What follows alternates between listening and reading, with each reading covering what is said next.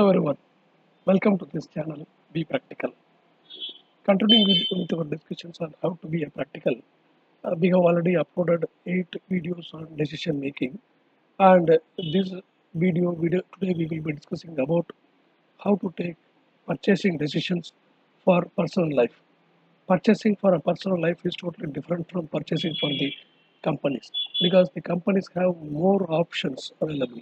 They have the volumes available. They can demand specifications made to order with the vendor, as well as they will have a better payment terms, credit terms with the vendor. But those type of facilities are not available to a individual purchaser. So it is very important that we take the purchasing decisions very carefully. And like I explained, it is not possible to exercise the tools and facilities which is available to the companies. So basically, purchasing decision is very important in a sense. It consumes a lot of money, time, and energy. Another point is, once you invest in something and purchase something, then it becomes your liability, in a sense that you can use the item, but when you want to sell it back to the company, the value of the item it normally get reduced. So once a decision is taken for purchasing and you have involved in the purchasing, the process of value reduction is happening on a gradual basis. Suppose that I want to purchase a car, and with all taxes, duties, and other things, it comes to 5 lakh Indian rupees. The moment I pay the money and take ownership of the car, and I move the car from the showroom to the road, and at this moment immediately I want to sell it to somebody, I cannot sell that car to the same amount of 5 lakh rupees. There will be always be a reduction in the value of the car. It is minimum by less, it will be less than 10,000 Indian rupees. That is the nature of any acquisition. So it is very careful that we exercise the purchasing option with all the features, with all the facilities, as well as what are the items which are to be taken care, has to be considered very carefully before involving into the purchase. So today we will discuss about what are the features, what are the considerations we have to take into account before going for a purchasing decision. Basically, before going for taking into purchasing, we have to apply 3 filters.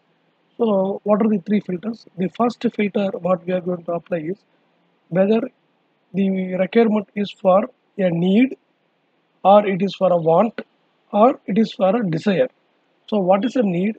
A need is something which is basic, essential for continuing our life. So it can be termed like food, clothing, shelter, education, health. These are all very essential to run our life. So this is called need. It's a basic need without which we will not be able to continue our life or day-to-day progress of a human life. It becomes impossible. So this is the need. What is the want? Want is something which I want to enhance of my lifestyle by means of adding some purchases. Like I want to purchase a bike, I want to purchase a car, I want to purchase a home. These are not essential, but adding these items to my life, it is going to enhance. It is going to help me in a sense that to make my life easier. So that is these items will come under the category of a want. The other the other criteria is the desire. So what is desire? Which I want to have a bigger thing beyond my capacity. Like I want to have a bigger house, I want to have an individual house, I want to have a BMW car, I want to make my son study in US. These are all normally it is not is beyond the reach of normal middle class people. So these desires will those items will come under the desire. So achieving the desire is an altogether a different aspect. How to achieve it is a different, because the desire again we have to categorize like a weak desire, strong desire, like that. Because strong desire is something that we will put all our efforts to achieve that. Weak desire is only a desire which will not help us to go ahead in acquiring that. So desire is something we have to plan very carefully in achieving that. So coming to the point of a need, So need means, like I explained, it is essential to life. Whatever we are going to do, this has to be done. We cannot postpone it. We cannot exclude it from our life. So we have to go ahead with the purchasing decision of fulfilling the need. So in this need, we cannot have any options. We have to just accept it. We have to only find ways how to acquire the need. Either it could be a food or clothing, or it can be education or health services. Only we have to do. So how we will deal with that need, we will see later. The second is the want. So want is like we are also trying to find out a way to improve our life. So we will have a decision making of how to go about with this. This is the first filter. First, we have to know whether my requirement is coming under what. It's a need or it is a want, it is a desire. Based on this criteria, we have to take a decision about how to acquire this requirement. The second is the buy or rent. It is not necessary that whatever you want or whatever you need, it's not necessary that you have to purchase it. You don't need to acquire it. You can always go for a renting option, because there are renting options are available, but mostly these renting options are available under the want or the desire criteria, not for the need criteria. Because the point is, if the purpose of the utilization of the item is short-lived and it is for a temporary nature, and the cost of acquisition is more, then we may go for the option of renting it out. The renting will be much cheaper, and there is no problem of maintaining that, and there is no need for a problem in selling back or anything like that. So we will be trying to avoid this type of problems by means of going for a renting option. So this is the second filter. That's a buy or rent. It is not necessary that we have to always go for a buy. We have to explore the possibilities of going for a renting option. So what is the third filter? The third filter is something like we want to find alternatives before taking a final decision that we have to purchase this item. We want to decide whether this item is essential or is there any alternatives are available. For example, that instead of purchasing a car, I may think of purchasing a two-wheeler or a scooter, or like instead of purchasing a home in a post location, I may want to purchase an apartment outskirts of the city, or even in my native place, in my village, where the cost of purchases will be different, will be much lesser compared to this. So we apply these three filters and come to a conclusion that yes, I want this item, because unless you the requirement passes through all these three filters, we should not go for taking an action for purchasing any of the item. So okay, once we have taken a decision for purchasing, so what are the criteria to be considered? The first criteria to be considered is TCO, that is called the total cost of ownership. The total cost of ownership is nothing but the cost of acquisition of the item, the total physical value, what we are paying it to the vendor, that is the initial value, purchasing value, plus for maintaining that item, we may have to spend some money. For example, if you are purchasing a car, we may have to daily uh, fill with diesel or petrol, the fuel expenses, and then if we are going to do a servicing, periodical servicing has to be done. So this will come under the maintenance charges. In fact, sometimes if you are deciding to have a driver for running the car, then obviously the salary to the driver and whatever the perks we are giving to the driver are also to be added to the maintenance charges. So that's the second portion. First is the acquisition cost, what we are paying to the vendor. Second is the running maintenance cost, and third is the cost of disposal. Sometimes it may so happen that it is very difficult to sell an item because it might have been outdated. Some certifications are not available with us, or it is becoming obsolete. So this becomes very difficult for us to sell it back to anybody. So we may have to incur some cost for selling also. So these all three costs, like cost of acquisition, cost of maintenance, cost of resale, or cost of disposal, these all three combined together, we should consider that we will find the total cost of ownership.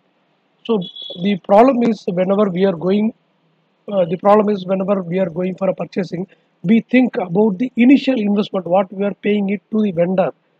That only we will be knowing. We will not be knowing about the maintenance, and we will not be knowing about the disposal. So these factors are hidden. So unless these factors are considered, we may not be able to consider, because once we purchase the item, it becomes very difficult to maintain. The cost of maintenance sometimes it go beyond the cost of the acquisition. In terms of an IT sector, when we are purchasing the initial software as well as the hardware, it becomes so happens that the cost of acquisition is much lesser, because the maintenance charges are much higher. The server maintenance, upgradations, software purchases, software upgradation licenses, these are all costing more than the initial investment cost. So this has to be considered. Unless these are considered, we cannot take a proper decision about our assessment of the purchasing value will be totally different. So this is the total cost of ownership. Second is the factor we have to consider is the financial capability of us. So when we want to purchase something, so I have to see that how much I am going to utilize my savings, or whatever the amount I am already having. Second is how much amount I am going to take it from a loan. So if I am going to get it as a loan, so what is the percentage of interest I am paying? So what is the repayment time, and how long I have to pay the loan? So nowadays in online also we find that everything they are offering, even for purchasing a 10,000 rupees cell phone, they are saying that EMI starts with 500 rupees. So initially it may feel like we are paying very less amount, but the cost of running of the interest over a longer period will end up we pay more than the cost of the principal. So it's better we pay it in principal full amount, so that we are not paying anything towards the rent. A small calculation for purchasing a 50 lakhs worth of a house. So what happens is, if you are paying 40 lakhs from a loan and 10 lakhs from your savings, these 40 lakhs if you are going for a 20 year term, so at the rate of interest 8.5 to 9 percentage. So what happens is, during the period of 20 years, we end up paying close to 2.5 to 3 times of the initial purchasing value. So that means if the loan amount is 40 lakh, but if you calculate the interest what is paid towards the throughout the loan period of 20 lakh, 20 years, we'll end up paying close to 1.2 crore. It ranges from 1 to 1.2 crore depending upon the interest rate is being charged. So wherever possible, we try to avoid the cost of loaning loan, because it's hidden. It's simply they say that they are talking about the EMIs, that equated monthly in installments. So, but it doesn't talk about how much you are going to pay at the end of the day. After 20 years, the house becomes you own the house, but ultimately the how much amount you have paid is maybe 2.5 times or triple times the cost of the house. I'm not saying that you should go for a purchase of a house, but the thing is, you have to consider these factors, so you will have a correct assessment of how to go about with the financial things, or we can postpone, or we can take a decision of purchasing a lesser cost of a apartment, or we can purchase it in a different place. So those decisions we can take. So the third aspect of the purchasing decision is the lifespan. So whenever you take any item, so you have to think about how much years of life the item will perform. For example, for electronic items, new and different specification models are coming up. Latest updates are also coming up. So ultimately, you cannot use it for more than 3 4 years time. That's what happening in terms of a mobile phone or something like that. So we purchase mobile phone with 10,000, 15,000 rupees, and within 2 years of time we find that it is outdated. The softwares are not able to upgrade itself, so ultimately we may not be able to use it beyond 2 to 3 years time. So for a lifespan of 2 to 3 years time, why we should be paying more? So that is the question we have to think. So in terms of like asset, it could be a mobile asset like a car, motorbike, or immobile asset.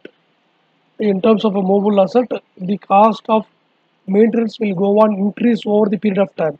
So assume that a motorbike is having a lifespan of 8 years or 9 years useful life.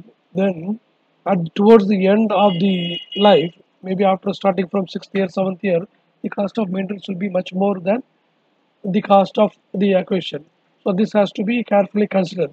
So another aspect is sometimes the manufacturer themselves will stop giving the maintenance services because they want to push the consumers to the next model, next brand. They want to make discourage the customers from using the existing old models. So the spares will not be available, the maintenance services will not be available. So in those cases, even resale of these items will become difficult. So these aspects are also to be considered. So the one of the thing is only because for asset movable asset, movable asset, these problems are also a lot. But in terms of immovable asset, there is a possibility that the lifespan may be limited, maybe 25 years, 30 years for an apartment, but these cost of appreciation will be much reduced. So initially, for the first 10 years, the cost of appreciation will be much higher. But starting from 15th year or nearing 20 years, the cost of appreciation will go on reduce because the condition of the apartment will get deteriorated, and the cost of maintenance will also be increased. So, so we have to take a in principle decision whether this is for our living or we are going to purchase it as an asset or for future generation we are purchasing. So these are also to be considered considering these factors. So unless these things are considered, we cannot take a purchasing decision. So another aspect is the resale value. How much we will be able to take a decision for resale. What will be the market willing to offer at the time? If I want to sell a mobile phone, they are offering a buyback scheme, but the they will say that okay, you purchase the new mobile for 50,000 rupees, but the buyback offer means only 1,000 rupees. So total, I might have purchased it for 10,000 or 12,000, but simply within 2 3 years of time, the resale value has come down drastically. It is nothing, zero. But for the sake of just telling that it commands some value, the shopkeepers are offering maybe very less value like that. This resale value also to be considered. So, so the factors which are mainly to be considered is the total cost of ownership and the financial aspect, and third is the lifespan, and then the resale value. So hopefully these guidelines will help you to take a decision about how to go ahead in purchasing for a personal life. So thank you guys. If you like this video, please give your subscription. If you want to give your comments, please do your comments in the comment section. Thank you very much.